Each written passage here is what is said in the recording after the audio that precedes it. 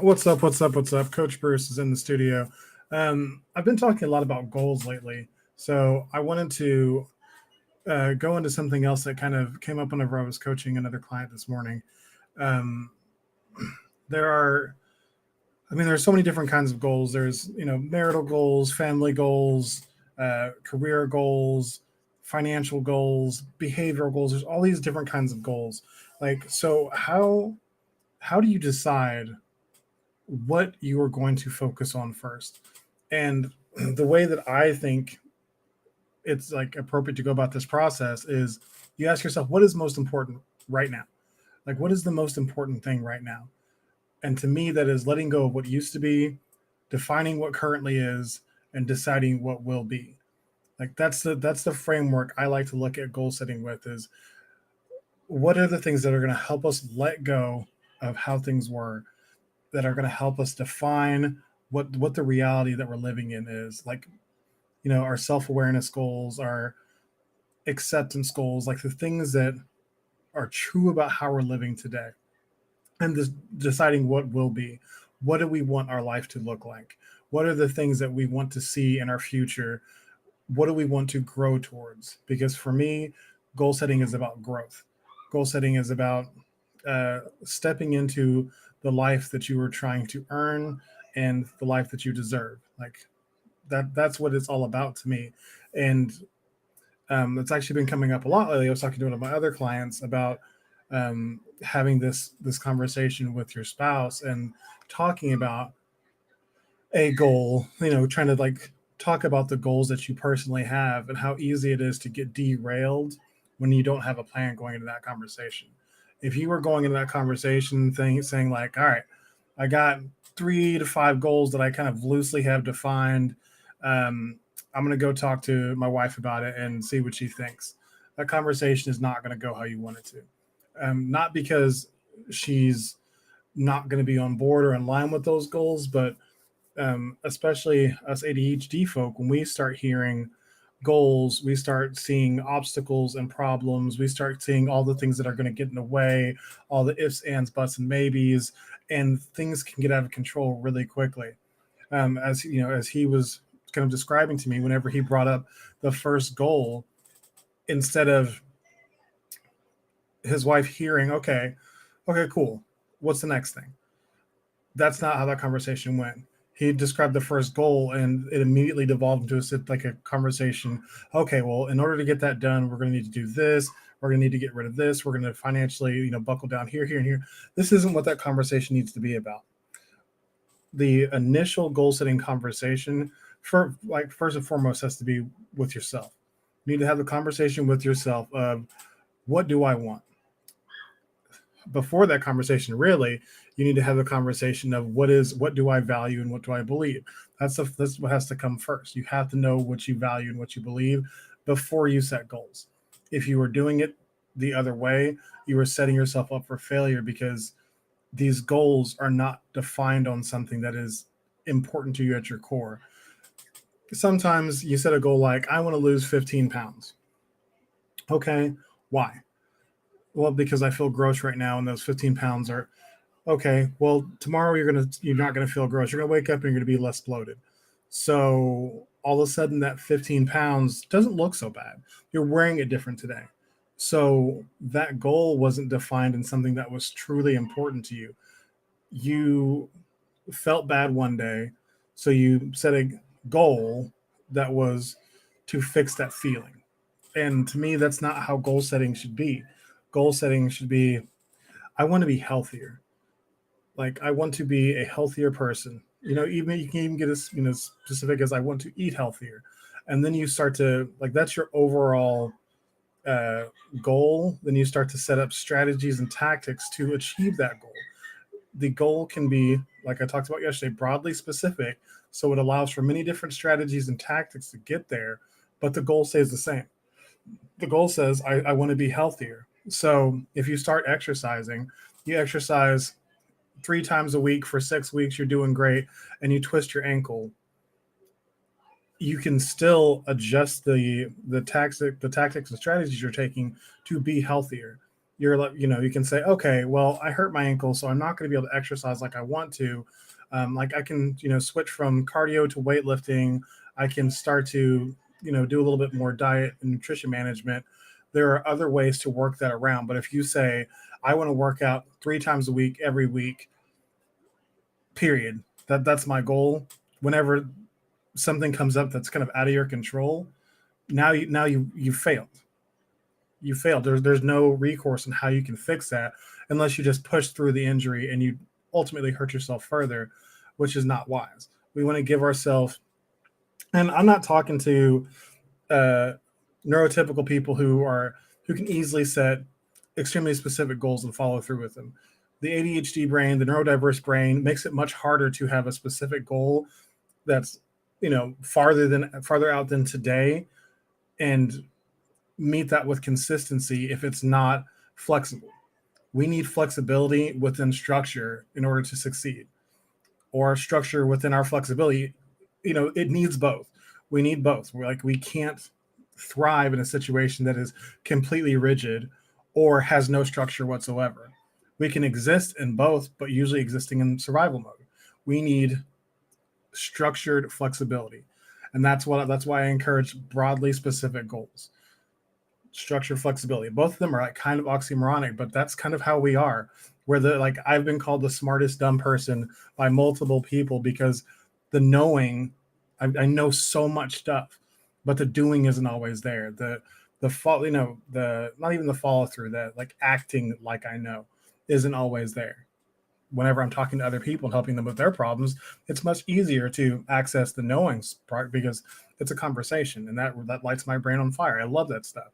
But whenever it's me making myself do these things, I need that structured flexibility to have success, or otherwise I'm having to avoid those negative conversations all the time of doubt and defeat.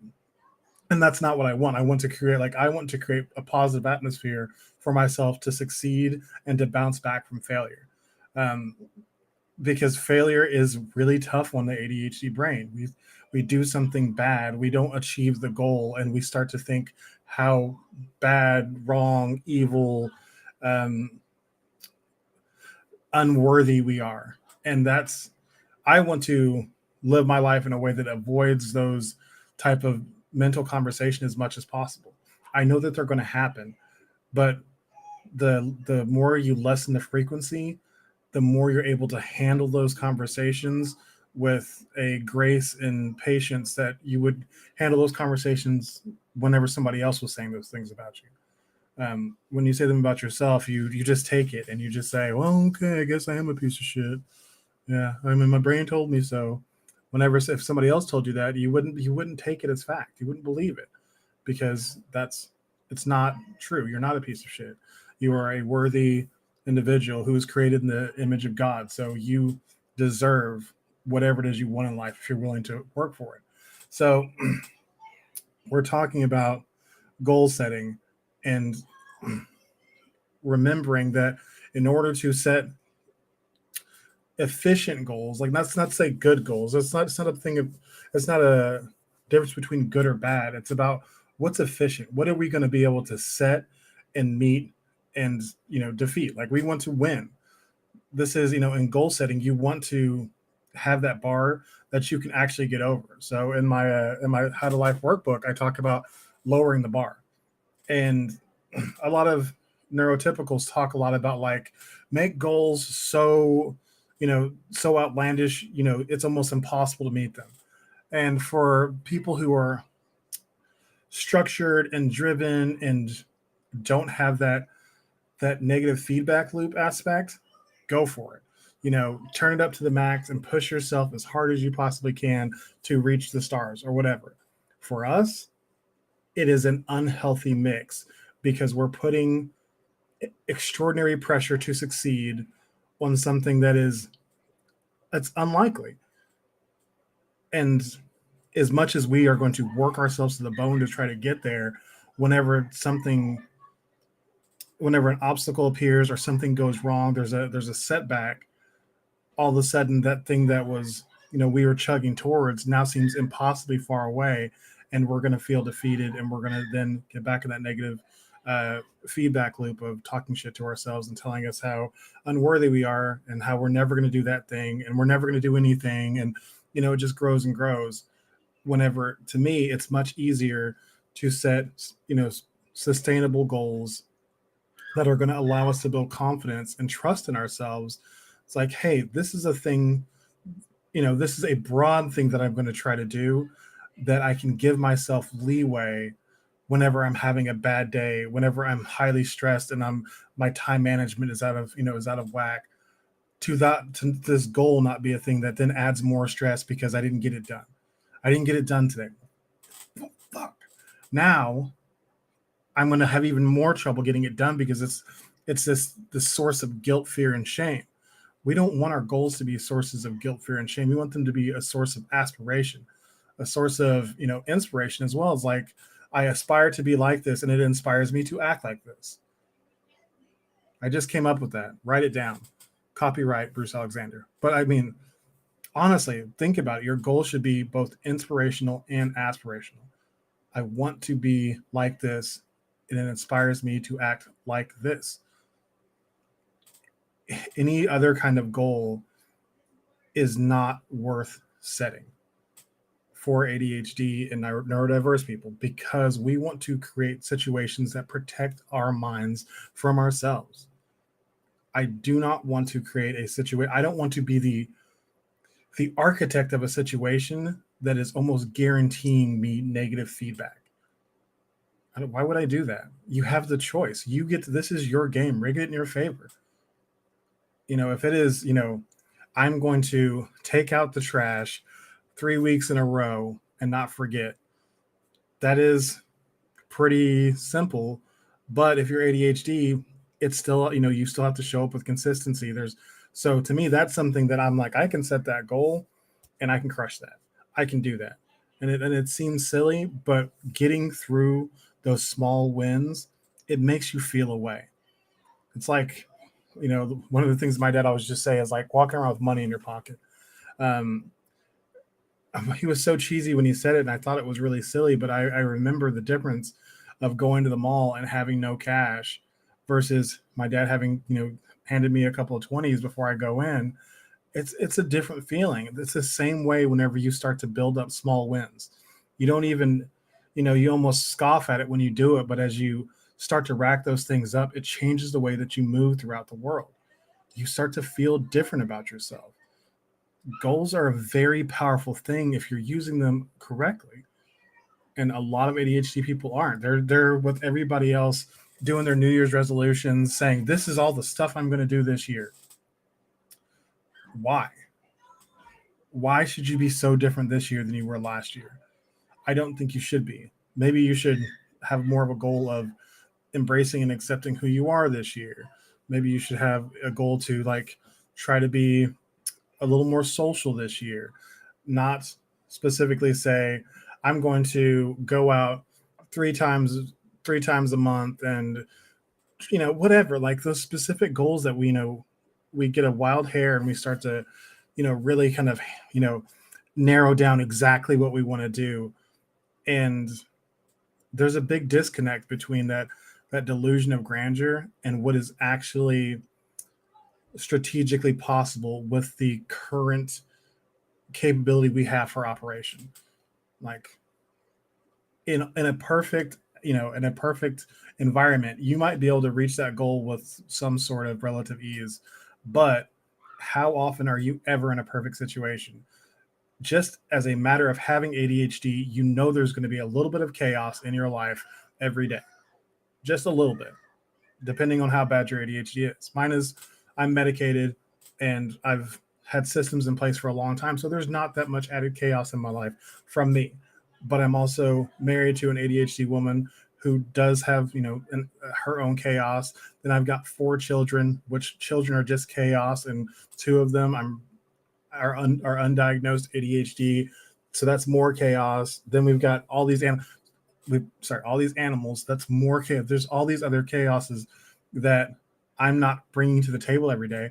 Now, I did create these situations because I did marry the woman, and we did create the kids, and we did allow for the purchase of or purchase the animal. So this is all the chaos I created, and that's why I love this chaos, and I wouldn't change it for the world. But it is chaos, and it's chaos that I have to be aware of. And setting a goal to go to the gym 6 times a week is not an efficient or healthy goal for me, because that means I have to try to navigate just being a parent to those 4 kids, just being a husband to my wife, just helping with the animals enough, working from home, and then somehow finding time 7 days a week to go to the gym.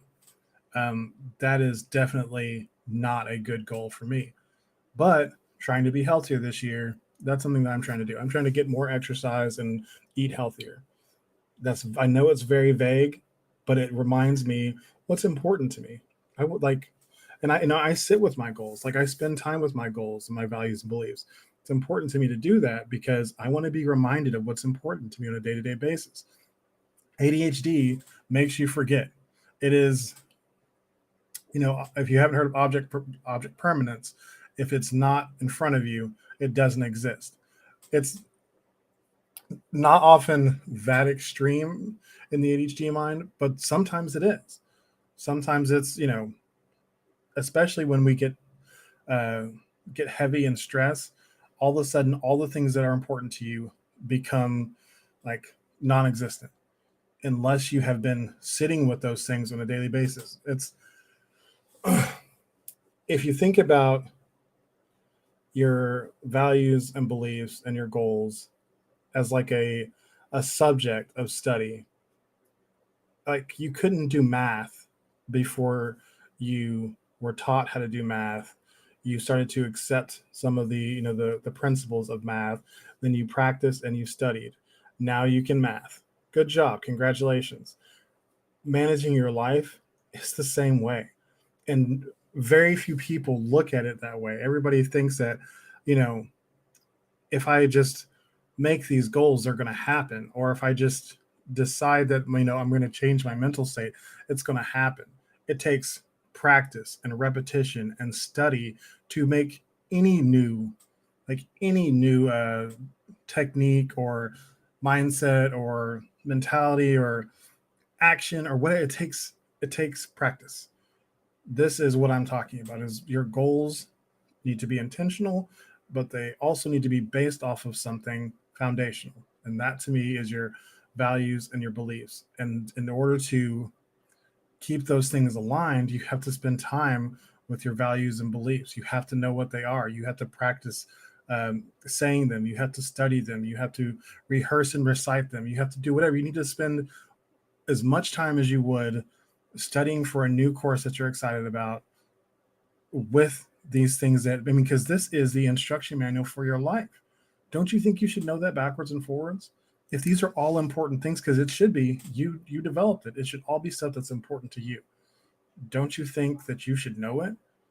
So whenever stress comes and um, you start to forget some of that, you're like, wait a second, I know that this is what's important to me. Let me make sure that I'm staying aligned with that. Anyways, that's it for today. Um, Recap: let go of what used to be, define what currently is, and decide what will be. That is my goal setting framework. Um, in order to set your goals, you first need to know what you value and what you believe. What is at your core most important to you? You need to know all that stuff before you go forth and set your goals. When you're setting your goals, there should be broad specificity, and it should be about, I don't know, incremental improvements towards the growth, like towards the person that you were trying to grow towards. That's to me the goal. And if any of this is making sense to you, is if any of this is like resonating with you, then you should check out the link in the comments, and you should look at my 9 ways for the ADHD dad to radically improve communication, because it talks about a lot of this stuff. And whether you're a dad or not, whether you're a man or woman, it doesn't matter. All of this stuff still applies. And if you are really trying to lock your goals in right now, if you're really trying to, go into the new year with a renewed sense of what you want, then you should check out the How to Life workbook. That is also linked in the comments. And it is a step by step guide through some of the stuff I'm talking about right now about defining your values and beliefs, how to get there, how to record them, how to set goals based off of them, and keep them all in a place where you can refer to that regularly. So that is it for today. I really hope that you guys are hearing this stuff and you're starting to give yourself some room to succeed, because if you're setting these strict and rigid goals, you are setting yourself up for either too much pressure or too much chance for failure. I don't want either one of those things for anybody. I want people to set themselves up for success, give themselves the structured flexibility that they need to thrive in life. And if you are interested in any of this stuff, you should check out my resources and you should hit me up, because I would love to work with you one on one. This is what I love talking about. And the more I'm on here doing this stuff, the more I realize I love it. And I would love to just help people just skyrocket their growth in the new year, because I understand what it's like to not feel like you are living the life that was meant for you. And I want to help anybody who's there take the next step. So until tomorrow, be yourself and love yourself. I will see you soon.